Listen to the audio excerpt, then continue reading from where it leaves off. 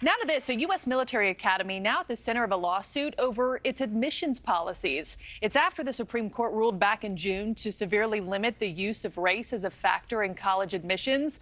But that ruling does not apply to the nation's military academies.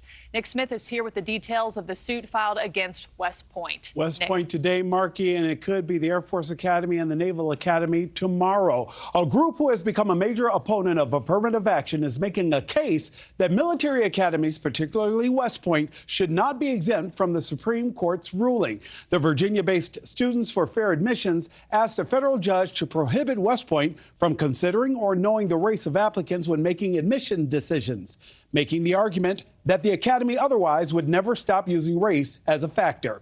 This comes at a time where the nation's military service academies now enroll far more people of color than they ever have before. Back in the year 2000, only about 20% of the cadets at West Point identified as a racial minority. Compare that to 36% in 2021.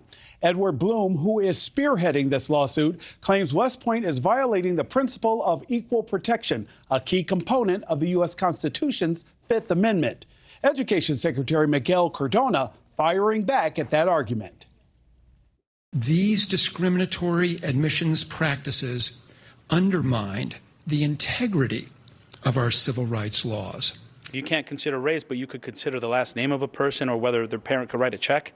That, to me, doesn't open doors for opportunity for a lot of students.